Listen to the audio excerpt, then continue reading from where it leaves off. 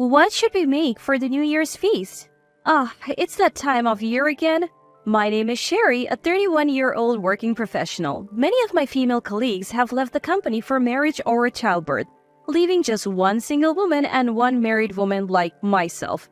New young employees keep coming in, and the three of us joke that we are already the senior ladies at our age.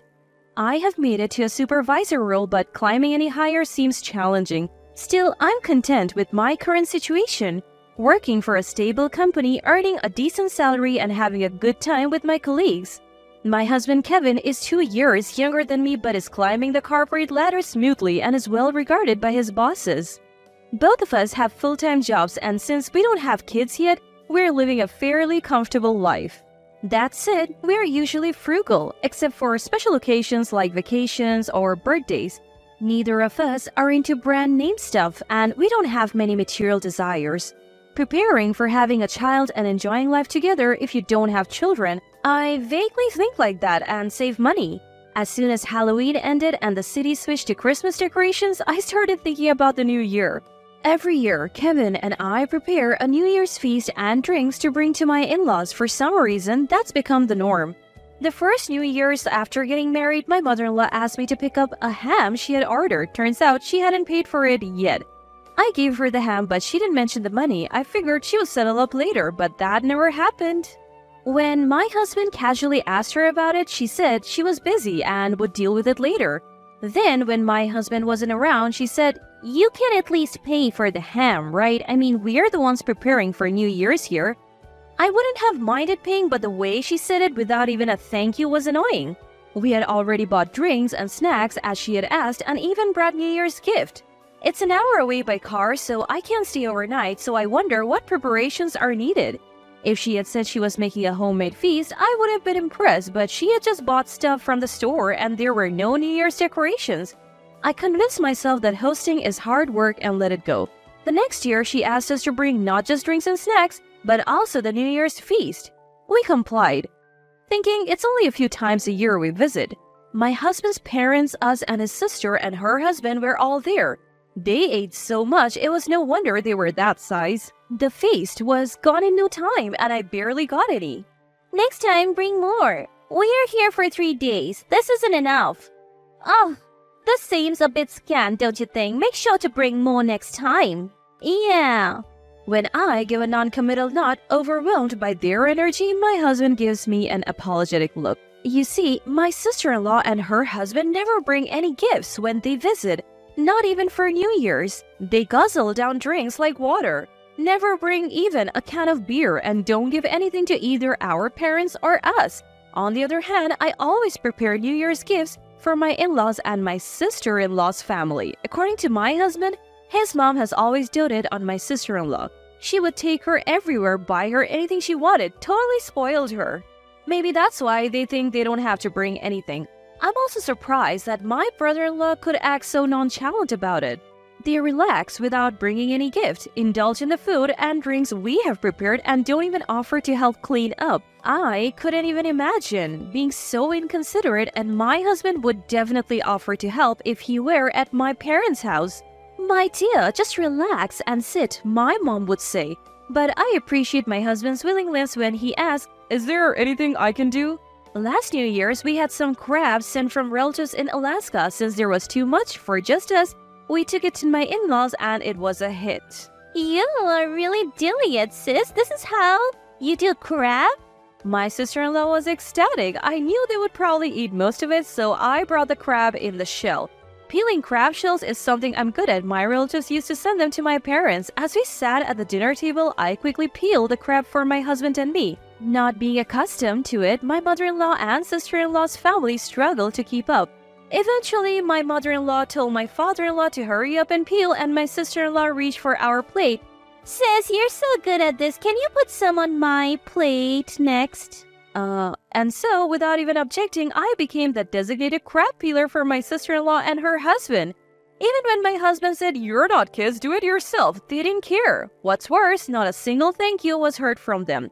Then, as if they really liked it, they even said, "Looking forward to more crab next year." But it seems this season's catch wasn't good according to my mom.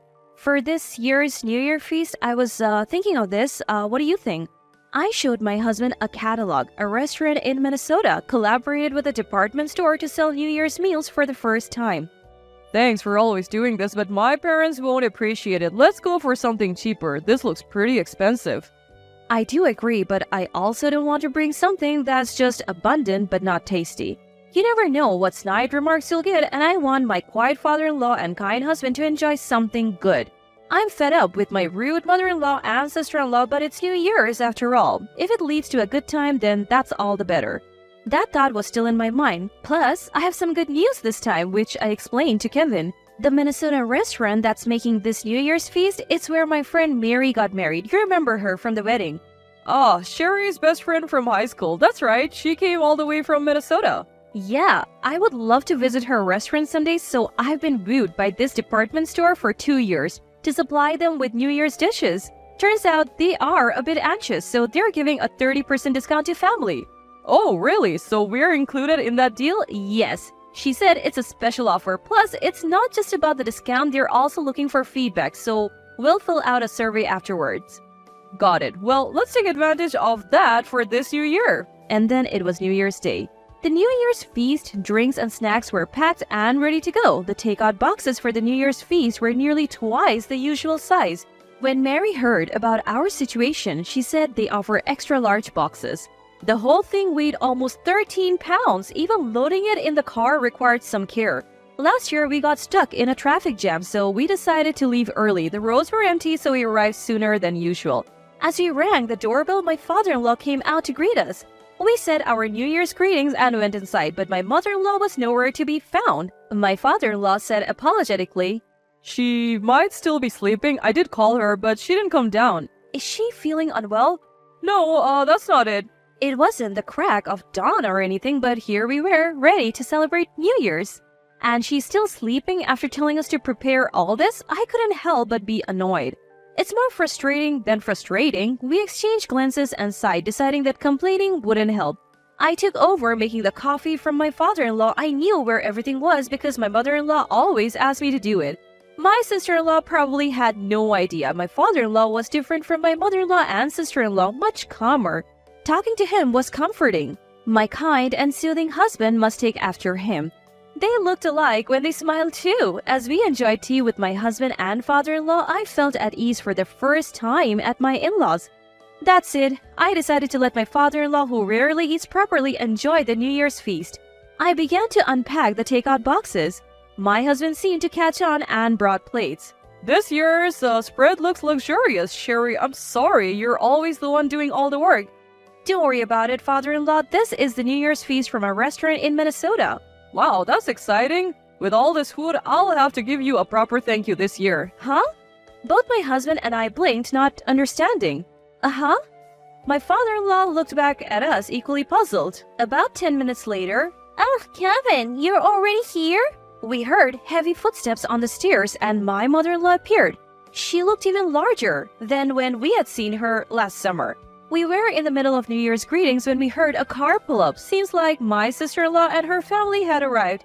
Mom, we're here. My stepsister burst through the front door with enthusiasm. Happy New Year! Even though I greet her, she ignores the New Year's pleasantries and says, Hey, you bought it this year too, right? She looks at me with sparkling eyes. I bite my tongue, wanted to say a lot, and turn my attention to the New Year's feast. This year, I ordered some special New Year's dishes like Willy Bird turkey from Minnesota. As soon as I say that, both my mother-in-law and stepsister let out a disappointed, What? No crab? It's New Year's, so of course there should be traditional New Year's dishes. What about crab or oysters? I'm stunned by her words. I have gone to great lengths to prepare this, and not even a thank you. I have chosen quality dishes for the New Year's feast. Plus, I have even upsized everything because you all eat so much. My patience is wearing thin, recalling my earlier conversation with my father-in-law. Before I can retort, my sister-in-law plops down and starts eating from the plate I had set aside for my father-in-law, saying, Well, I'll give it a taste test for now. Her husband sits next to her. Is the concept of manners foreign to these people? Let's dig in. It looks delicious. My mother-in-law follows suit. This roast turkey is yummy. The lobster is huge too. Not bad at all. They devour the food at an incredible pace. Dad, Sherry, let's eat too? My husband suggests, so I decide to calm down for now. My father-in-law hasn't started eating yet, and I want him to enjoy the food before it's gone. I also want to share our impressions with our close friend Mary. As I reach for the roast turkey, my stepsister snatches it away. Hey! I've told her countless times not to take other people's things, but she never learns. Well, I don't think so. Are you hungry too, sister-in-law? But I'm definitely not sharing this turkey. You broke your promise to bring crabs, so it's only fair. My mother-in-law just laughs along. Snap! Something inside me just broke. Really? Is that so? Enough. I'm not feeding these people anymore. Just then, a moment before I could move, my husband said in a rare, intimidating voice, "Enough is enough." Startled by his tone, my sister-in-law hesitated for a moment. "Let's go, Sherry." He began to pack up the takeout boxes. He started putting the food, which had been laid out on large plates for easy access, back into its original containers. I followed suit silently. Well, what are you doing? What's going on with you two? My sister-in-law and mother-in-law started to panic, but it was too late. While I was closing the lid of the takeout boxes and putting them in a bag, my husband began to gather the drinks and snacks he had brought. We hadn't planned this, but our teamwork was spot on. All that was left was to load the car. I turned around and said with a smile, "Well, we are going back to our parents' house. We won't be coming here for the holidays or the New Year anymore." What? My mother-in-law and sister-in-law were stunned. "That's how it is. Dad, I'll be in touch." My father-in-law nodded silently. As we were about to leave with our stuff, Wait, why are you taking everything? Yeah, what are you thinking? You can leave if you want, but leave the food. My mother-in-law and sister-in-law persisted. Sherry, is this how you treat your husband's family? Kevin is such a kind person. He would never do something like this. What have you been telling him? They were so hypocritical. If that's how it's going to be, I will set the record straight in front of them. I looked squarely at my mother-in-law. Mother-in-law, as I mentioned earlier, the New Year's feast this year was ordered from a restaurant in Minnesota. So what? Don't you care about the price? Why should I? You guys bought it, so it's none of my business. Then where did the money that my father-in-law provided go? What? My mother-in-law covered her mouth as if she had just realized something. Every year, it seems my father-in-law has been providing money for the meals we bring, but we have never accepted it. Where did that money go? My mother-in-law must have thought she would never get caught since she had been successfully stealing the money every year. She turned pale. What are you talking about? Are you still going to pretend you don't know? You have no idea how shocked we were when we heard it from my father-in-law. My father-in-law was just as shocked. He only found out that we hadn't received a single cent when he saw the puzzled look on our faces. He had never intervened when his wife and daughter treated us poorly because he thought he was covering the costs. Even though we brought the food, my mother-in-law and sister-in-law ate it with such arrogance. My father-in-law didn't say a word because he thought he was the one paying for it. "What's going on? I've been giving you 2 extra money every year, including for transportation, haven't I?" My usually mild-mannered father-in-law raised his voice. Well, you see... My mother-in-law was at a loss for words, her eyes darting around. "Do you have any idea how much effort it takes to pick and bring the food each time? You were asleep just a moment ago, weren't you?" Well, that's... Yet every New Year's, we try to make everyone happy. It's not just about the money. What really hurts is that you can't even say thank you. My mother-in-law mumbled, and my sister-in-law looked pale behind her. I had a hunch about her. "You knew about the money Dad prepared, didn't you? In fact, you have been using it for yourself." I hit the nail on the head. Given how much my mother-in-law dotes on her, it's entirely possible. "What did you say?" No, it's not me, it's Mom. My sister-in-law was flustered under my father-in-law's glare. We had no more business here.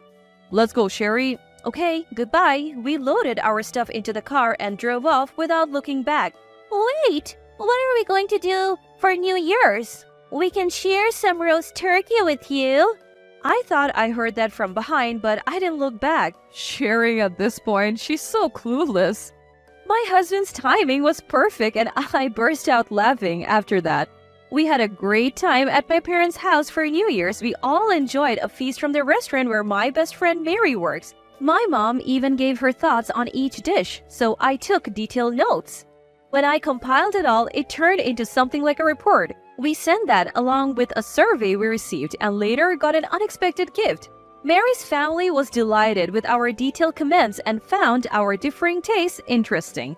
They even sent us an invitation to their famous restaurant in Minnesota. It was nice to be invited, but even nicer to see how much Mary is loved. It warmed my heart to know my best friend is happy in her new home.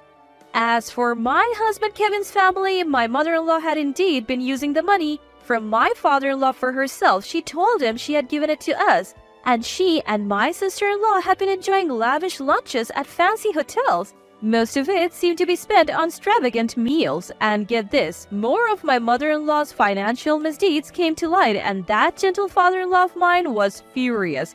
She had underestimated him, thinking he wouldn't make a big deal out of it. Now she's facing divorce. I was a bit shocked to hear this, that calm and kind father-in-law of mine. But maybe it's precisely because he's like that he couldn't forgive not giving money to his son and daughter-in-law.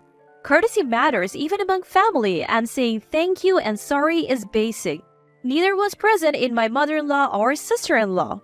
If we had been greeted with a smile and a thank you every year, and if we all could have enjoyed the meal together, the money wouldn't have mattered. My sister-in-law and her husband, despite their low income, had been living beyond their means and relying on my father-in-law for support.